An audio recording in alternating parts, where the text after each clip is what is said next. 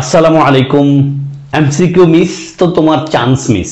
কারণ এমসিকিউতে তুমি যদি কোনো কারণে ফেল করো ভাইয়া, রিটেন খুব ভালো করলেও তোমার রিটেন খাতায় চেক করা হবে না। ফলে বুদ্ধিমানের কাজ হবে এমসিকিউর উপর গুরুত্ব দাও। কারণ এমসিকিউ প্রস্তুতি ভালো হলে তোমার রিটেন প্রস্তুতিও অটোমেটিকলি ভালো হয়ে যাওয়ার কথা। প্লাস এমসিকিউ ভালো করলে তোমার রিটেন খাতা যেহেতু চেক করা হবে, দুটার কম্বিনেশনে তোমার রেজাল্ট আসবে। ফলে দুটাকে সমান গুরুত্ব দেওয়া উচিত। চলো আমরা আজকের ক্লাসে চলে যাব। ভাইয়ার প্রত্যেকটা প্রশ্ন নিয়ে তুমি চিন্তা করবা, প্রত্যেকটা প্রশ্ন নিয়ে মাথা খাটাবা। ভুল উত্তর হলে হতাশ না হয়ে আমার অ্যানালাইসিসটা মনোযোগ দিয়ে শুনে ঠিক করে নিবা। 7-8টা প্রশ্ন তোমার উত্তর হওয়া উচিত যদি তোমার অবস্থা ভালো হয়। আমি বলবো 7-8টা উত্তর হলে আমি বলবো তোমার প্রস্তুতি অন ট্র্যাক আছে, কন্টিনিউ করে যাও। কম হলে হতাশ না হয়ে চালিয়ে যাও ইনশাআল্লাহ। কারণ গিভেন ডেতে তুমি অনেক খারাপ স্টুডেন্ট, কি বলা যেতে পারে, আগের পরীক্ষাগুলোতে মডেল টেস্টগুলোতে খারাপ করলেও তুমি মূল পরীক্ষায় ভালো করতে পারো যদি তুমি এই পরীক্ষার আগ অবধি পরীক্ষাগুলোতে যা যা ভুল করেছো এটা নিয়ে অ্যানালাইসিস করতে পারো, তোমার উইক পয়েন্টটা ধরতে পারো, উইক পয়েন্ট অনুযায়ী একটু কাজ করতে পারো। কেমন ভাইয়া? প্রত্যেক ইউনিটের শিক্ষার্থীদের কাজে দিবে আজকের প্রশ্ন সমাধানগুলো ইনশাআল্লাহ। চলো আজকের এমসিকিউ এক্সামে চলে যাই। প্রত্যেকটা প্রশ্নে তুমি চিন্তা করো, পজ করো লাগলে। আজকে প্রথম প্রশ্নটা দেখো। এই প্রশ্নটা ঢাকা ইউনিভার্সিটি বি ইউনিটে এসেছিল আগে একবার, এভাবেই ডিরেক্টলি বা একটু ঘুরে ফিরে। The poem Bidrohi written by Kazi Nazrul Islam is as alive and dash today as it was 100 years ago। ভাই আমি বলি বারে বারে, আমি যে প্রশ্নগুলো দেখাবো তোমাকে এগুলো পরীক্ষায় আসছিল, আসতে পারে, এই মডেলে ডিরেক্টলি ইনডিরেক্টলি আসবে। এবং আরো জোস পয়েন্ট হলো ভাইয়া, যেহেতু তোমার প্রশ্ন শুধু উত্তর দেখায় যায় না, তোমার একটা প্রশ্নের ব্যাখ্যা দেয়, প্রশ্নের কোনাকানি দেখায়। এই কোনাকানি দেখে প্রশ্ন নিশ্চয়ই পাবা ডিরেক্টলি ইনডিরেক্টলি ইনশাআল্লাহ। অবশ্যই আমাকে শেষ অবধি অ্যাটেনশন দিও। চিন্তা করো একটু উত্তর কি হবে এখানে, দেন আমার সাথে উত্তর মিলাও। উত্তর হবে ভাইয়া আপিলিং। আপিলিং কেন? এবার আমার সাথে আসো। বলছে কবিতা, বিদ্রোহী কবিতাটা নজরুল ইসলাম লিখছেন, এটা এতটা অ্যালাইভ। দেখো ইজ অ্যাজ অ্যালাইভ, দেখো অ্যাজ আছে ভাইয়া, এখানে আবার অ্যাজ আছে, তাই না? আমরা জানি অ্যাজ অ্যাডজেক্টিভ অ্যাডভার্ব দেন অ্যাজ হয়। তাহলে এন্ড এর আগে দেখো অ্যালাইভ আছে, জীবন্ত একটা অ্যাডজেক্টিভ, এরপর অ্যাডজেক্টিভ লাগবে। এখন তুমি একটা অ্যাডজেক্টিভ নিবা, এখন বাক্যে অ্যাডজেক্টিভ, দা আপিল তো অ্যাডজেক্টিভ না, আপিল শব্দটা ভার্ব হতে পারে, এটা নিবা না। নিশ্চয় নিতে পারো ইডি যুক্ত অ্যাডজেক্টিভ অথবা আইনজীবী যুক্ত অ্যাডজেক্টিভ। এখন কোনটা নিবা আপ টু ইউ। ইডি যুক্ত অ্যাডজেক্টিভ নিবা নাকি আইনযুক্ত অ্যাডজেক্টিভটা নিবা, এই দুটার একটা ছোট্ট পার্থক্য ভাইয়া বলে দেই। দেখো ইডি যুক্ত অ্যাডজেক্টিভ সবসময় কোনো ব্যক্তির ফিলিংস কে বোঝায়। কোনো ব্যক্তির কি বোঝায় ভাইয়া? ফিলিংস কে বোঝায়। ধরো তুমি ভাইয়ার এই ক্লাসটা করে তোমার কেমন লাগছে? খুব ভালো লাগছে। তুমি কি বলবা? I am satisfied. I am satisfied, আমি সন্তুষ্ট। তার মানে তোমার এই ফিলিংসটা বোঝাচ্ছ না, আই এম স্যাটিসফাইড। অথবা আমার ক্লাসটা করে তোমার খুব বিরক্তি লাগছে, তুমি কি বলবা? I am bored. কি বলবা? I am bored. অথবা তুমি আমার ক্লাসটা করে হতাশ হয়ে গেছো, নিশ্চয় আমি বলবো ভাইয়া কোনোভাবেই হতাশ হওয়া যাবে না। প্রশ্নের উত্তর ভুল হলে হতাশ হওয়া যাবে না। পরীক্ষার মডেল টেস্টে, কোচিং এর পরীক্ষায় খারাপ তো ইচ্ছা করে করবা না জানি, বাট খারাপ হয়ে গেলে হতাশ হওয়া যাবে না। এখন আমার ক্লাস করে কোনো কারণে হতাশা ভাব আসছে, তুমি কি বলবা? একটু বলবা, পরে ফেলে দিবা জানি, আই এম ফ্রাস্ট্রেটেড অথবা আই এম ডিসঅ্যাপয়েন্টেড। তার মানে দেখো ভাইয়া ইডিযুক্ত অ্যাডজেক্টিভ গুলো আমরা ব্যক্তির ফিলিংস কে বোঝাই। অন্যদিকে এই আইনযুক্ত অ্যাডজেক্টিভ গুলো আমরা কোন একটা বিষয়ের ব্যাপারে ডেসক্রাইব করি, কোন একটা বিষয়ের কি করি? ডেসক্রাইব করি। যেমন তুমি বলছো আমার ক্লাসটা, মানে আজকের ক্লাসটা ভালোই, তখন তুমি বলতে পারো দ্য ক্লাস ইজ স্যাটিসফাইং। ক্লাসটা মজাদার, কি বলবো? The class is entertaining. তারপরে ক্লাসটা বিরক্তিকর, তুমি বলবো দ্য ক্লাস ইজ বোরিং। মুভিটা বিরক্তিকর বা ভালো লাগে নাই, তুমি বলো দ্য মুভি ওয়াজ বোরিং। অথবা একটা সিচুয়েশন, যেমন সি ইউনিটে একটা প্রশ্ন ছিল, the situation was very dash dash embarrassing. The situation was very embarrassing. Closing কথা হলো ভাইয়া ইডিযুক্ত অ্যাডজেক্টিভ কোনো ব্যক্তির ফিলিংস কে বোঝায়, আমার তোমার ফিলিংস কে বোঝাবো। আর আইনযুক্ত অ্যাডজেক্টিভ কোনো কিছু নিয়ে আমরা কথা বলতে ডেসক্রাইব করব। কোনো একটা বিষয় নিয়ে যখন কথা বলি তখন আমরা আইনযুক্ত অ্যাডজেক্টিভটা ইউজ করি। তাহলে এখানে কিন্তু আমরা কথা বলছি কি নিয়ে? কবি নজরুলের কবিতা বিদ্রোহী কবিতা নিয়ে। তাহলে বিদ্রোহী কবিতার একটা অ্যালাইভ এন্ড আপিলিং, চিত্তাকর্ষক। তাহলে বলছে the poem Bidrohi written by Kazi Nazrul Islam is as alive and appealing মানে এটা এত জীবন্ত, এত চিত্তাকর্ষক টুডে আজ, অ্যাজ ইট ওয়াজ 100 ইয়ার্স আগে, এটা 100 বছর আগে যেমন ছিল। এখন তোমাদের যদি ভাই একটা প্রশ্ন করি এই বাক্যে ফাইনাইট ভার্ব কয়টা? নিশ্চয় তুমি বলবা ভাইয়া ফাইনাইট ভার্ব তো রিটেন একটা আছে, তাই না, আবার ইজ একটা আছে। ঠিক কথাটা না ভাইয়া? ঠিক না, কিন্তু ফাইনাইট ভার্ব কিন্তু একটাই আছে, শুধু ইজ আছে। রিটেন শব্দটা এখানে ফাইনাইট ভার্ব না। রিটেন একটা ভার্বের সাথে মানে একটা ভার্বের থার্ড ফর্ম হয়ে যায়, মানে ভার্বের ভিত্তি কি এমনি এমনি হয়ে যায় ভাইয়া? একটা ভার্বের থার্ড ফর্ম মানে পাস্ট পার্টিসিপল ফর্ম হইতে হলে অবশ্যই তার আগে আমরা অক্সিলারি লিখি। অ্যাক্টিভ সেন্টেন্সে হ্যাভ হ্যাজ হ্যাড কিছু একটা থাকবে, প্যাসিভ সেন্টেন্সে এম ইজ আর ওয়াজ আর, তারপর ভার্বের 3 নম্বর ফর্ম, অথবা shall be, will be, shall have been, shall have, will have কিছু একটা থাইকে তারপর এমন থাকবে। মানে প্যাসিভ সেন্টেন্সে আমরা ভিত্তি লিখি, অথবা পারফেক্ট সেন্টেন্সে আমরা ভিত্তি লিখি, মানে আগে তো একটা অক্সিলারি থাকবে, আছে নাকি নাই? ফলে এটা কিন্তু ভাইয়া কি এখানে ফাইনাইট ভার্ব না, নন ফাইনাইট ভার্ব। হ্যাঁ, এখন প্রশ্ন থাকবে ভাই, তোমাদের বুঝিয়েছিলাম এই পয়েন্টটা, যারা একটু ডিপ বুঝতে চাও, খুব মজার জিনিস এটা। এই বাক্যটা বেসিক্যালি ছিল দ্য পোয়েম বিদ্রোহী which was written by Kazi Nazrul ইসলাম। বুঝতে পারছো ভাইয়া? এখানে এই বিদ্রোহীর পরে একটা কথা লেখা ছিল উইচ ওয়াজ রিটেন। একটা ভার্বের 3 নম্বর ফর্ম আন্দাজ হয়ে যায় না। যদি কখনো বাক্যের মাঝে ভার্ব প্লাস আইএনজি দেখো, বাক্যের মাঝে কি দেখো? Verb plus ING. বাক্যের মাঝে একটা ভার্ব প্লাস আইএনজি দেখো, মানে আইনযুক্ত একটা ভার্ব দেখো, অথবা একটা ভিত্তি দেখো, কিন্তু তার আগে অক্সিলারি দেখো না থাকে, তখন বুঝে নেবে এখানে রেডিউস করছে। কি করছে? রেডিউস করছে। রেডিউস ক্লজে আমরা দুটা জিনিস বাদ দিই ভাইয়া, একটা হলো ক্লজ মার্কার, একটা হলো অক্সিলারি। তাহলে যে উইচ ওয়াজ রিটেন, যেটা লেখা হয়েছিল উইচ ওয়াজটা ফেলে দিছে, এই জন্য শুধু রিটেন রয়ে গেছে, এমনি এমনি রিটেন আসে না। কথা ক্লিয়ার ভাইয়া?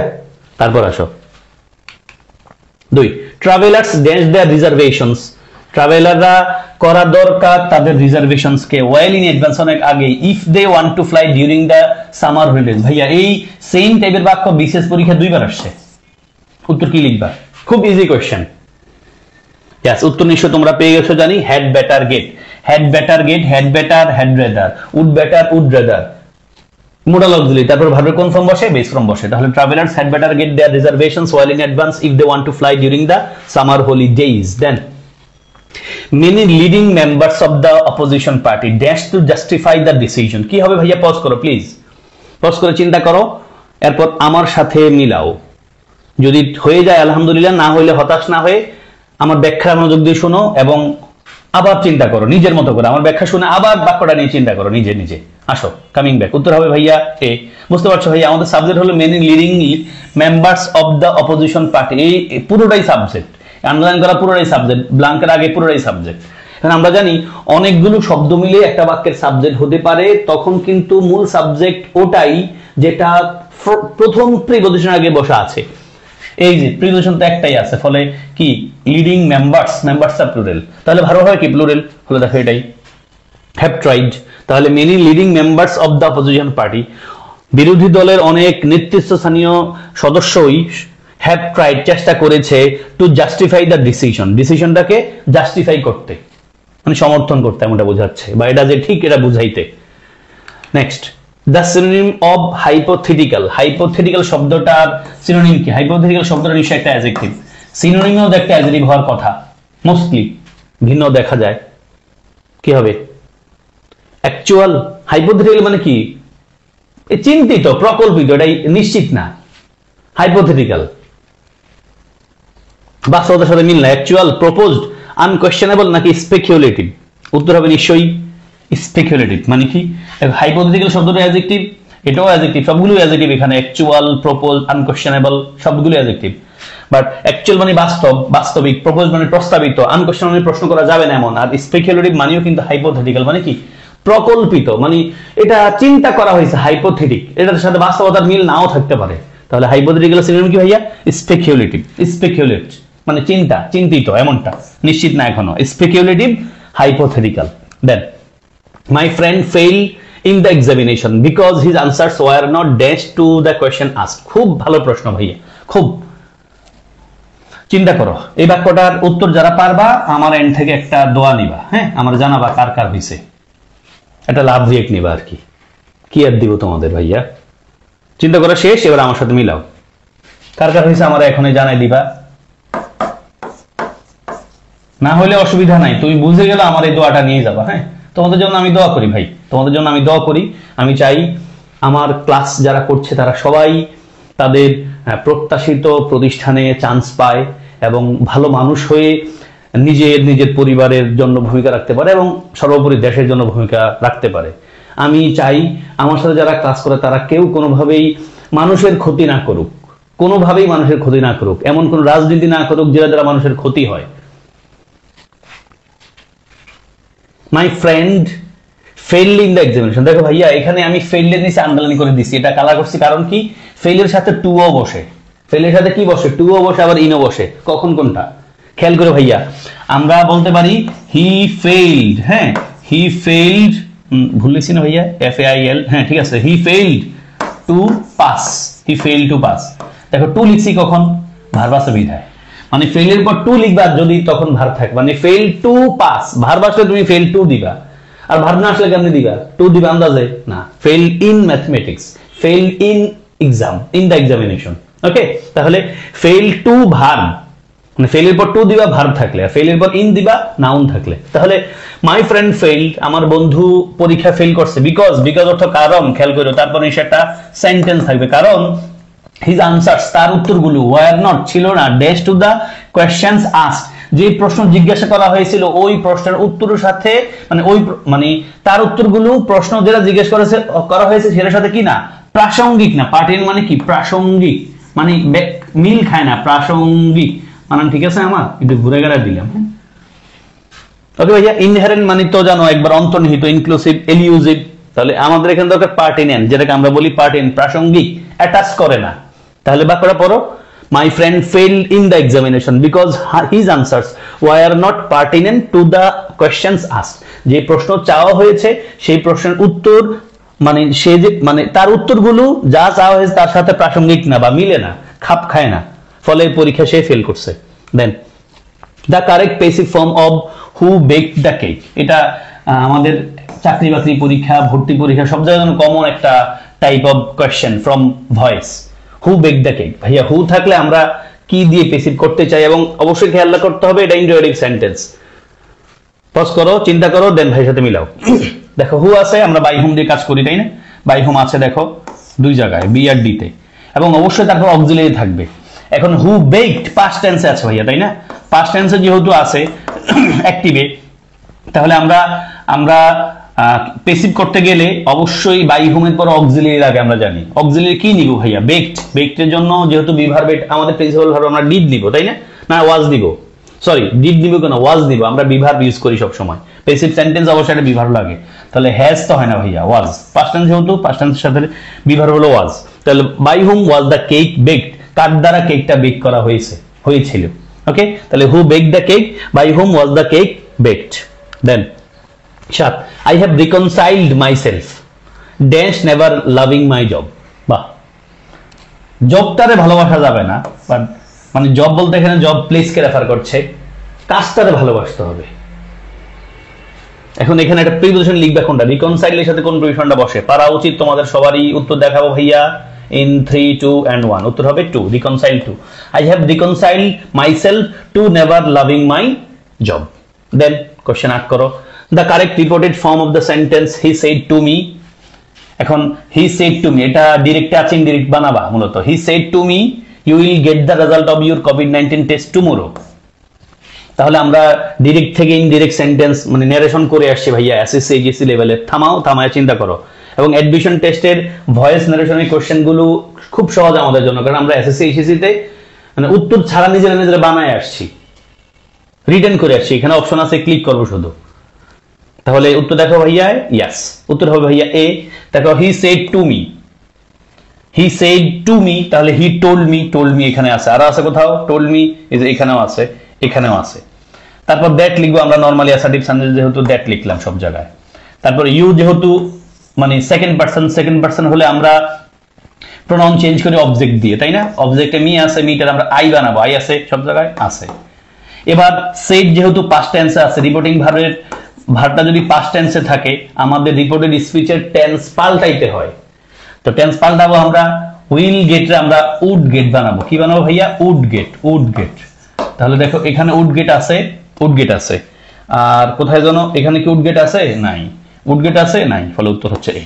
হি told me that I would get the result of my কোভিড-19 দ্য নেক্সট ডে। টুমরো থাকলে দ্য নেক্সট ডে হয়। টুমরো বানানটা কাজে দিতে পারে, তোমাদেরকে ভেজালে ফেলতে পারে। হ্যাঁ, বিশেষ করে যখন লিখতে চাইবা, প্যারাগ্রাফ লাইট রাইটিং করতে যাবা বা কিছু একটা লিখতে চাইবা, তখন টুমরো বানানটা ভুল হয় কিন্তু। TOMO RROW tomorrow. যারা আইএলটিএস পরীক্ষা দেয় তাদেরও কিন্তু এই সহজ সহজ বানান লিখতে ভুল হয়, কারণ আমরা একাডেমিক লেভেলে সেই অর্থে ফ্রি হ্যান্ড রাইটিং করতে হয় না, ঠাডা ভাঙা মুখস্থ করে গেলেও হয়। Tomorrow TOMO RROW tomorrow.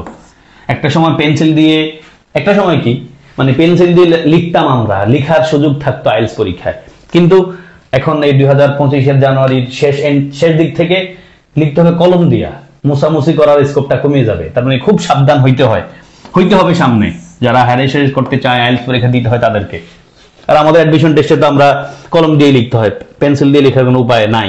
তারপর 9, he inspired the sports federation of that time dance swimming competition after completing his education। দেখো ভাইয়া, এটা আমাদের ব্রজেন দাস আছে না, ব্রজেন দাস, ওখান থেকে ভাইয়া একটা বাক্য আনছি তোমাদের জন্য, এবং এই সেম বাক্যটা কিন্তু রিটেনে আসছে আমাদের, সেম টাইপের অনুবাদটা রিটেনে আসছে আমাদের ঢাকা ইউনিভার্সিটির ডি ইউনিট ছিল একটা সময়ে, তখন। উত্তর কি হবে বলো? He inspired the sports federation of that time. ওই সময়কার ক্রীড়া ফেডারেশনকে সে উদ্বুদ্ধ করেছিল ড্যান্স করতে, swimming competition after completing his education. উত্তর নিশ্চয়ই পেরে গেছে ভাইয়া। টু লঞ্চ, LAUNC, লঞ্চ মানে কি? টু স্টার্ট অথবা টু কমেন্স। এই কমেন্স সি দেখলে আবার নাউন মাইরো না, আন্দাজে সি দেখলে সবসময় নাউন বইলো না। কমেন্টস মানে শুরু করা, স্টার্ট করা, শব্দটা নিশ্চয়ই ভার্ব। উত্তর হবে কি? He inspired the sports federation of that time to launch swimming competition after completing his education. He inspired the sports federation of that time to launch swimming competition after completing his education। এখানে তোমাদের জন্য প্রশ্ন হলো after শব্দটা এই বাক্যে কোন parts of speech? বুঝে শুনে চিন্তা করো। আফটারটাকে আমরা বাক্যে কনজাংশন আকারে ইউজ করি, আফটারটাকে অ্যাডভার্ব আকারে ইউজ করা যায়, অ্যাডজেক্টিভ আকারে ইউজ করা যায়, এবং অবশ্যই প্রিপোজিশন আকারে ইউজ করা যায়। তোমার চিন্তা করতে হবে বাক্যটা রিডিং পরে আফটার শব্দের বাক্যের কোথায় বসা আছে আগে পরে দেখে আফটারটা কোন পার্টস অফ স্পিচ। চিন্তা করো ভাইয়া, পজ করো, আনসার দেখাবো ইন 3, 2 and 1। উত্তর হবে ভাইয়া প্রিপোজিশন। দেখো, আফটার একটা কনজাংশন যদি হয়, নিশ্চয়ই আফটার পরে একটা কি থাকে? সেন্টেন্স থাকে, তার মানে এটা বাদ। আফটারটা যদি অ্যাডভার্ব হয়, নিশ্চয়ই সেটা একটা প্লেসকে মানে একটা সময়কে রেফার করবে, যেমন হি কেম আফটার, সে পরে আসছিল, শেষ। হি কেম আফটার, সে পরে আসছিল, এটা অ্যাডভার্ব হতে পারে। কেমন? আর অ্যাডজেক্টিভ কখন হয়? যেমন আমরা একটা প্রশ্ন এভাবে পড়ি সেম ওয়ার্ডের সময়, after ages will pray for me. এই দেখো, আফটার এইজেস মানে কি? পরবর্তী যুগেরা আমার জন্য প্রার্থনা করবে। পরবর্তী যুগেরা বলতে কি? পরবর্তী যুগের মানুষেরা। এখন দেখো, আমি তোমাদের জন্য ক্লাসগুলো নিচ্ছি না, ইনশাআল্লাহ আমার এই ক্লাসগুলো কিন্তু যুগ ধরে থাকবে। আমি যতদিন সুস্থ থাকবো, বেঁচে থাকবো, আমি এরকম ক্লাসগুলো নিতে থাকবো, নেওয়ার চেষ্টা চালাবো। হ্যাঁ, তো আমার এই ক্লাসগুলো যেহেতু থাকবে, আমি জানি কিছু মানুষ জন্য উপকার পাবে, আমার জন্য দোয়া করবে। এবং যারা অনেক ভালো কাজ করে যান তাদের জন্য কিন্তু মানুষজন মানে তিনি মারা যাওয়ার পরও দোয়া করেন, এবং এমন সংখ্যক মানুষের সংখ্যা খুব কম নিশ্চয়ই।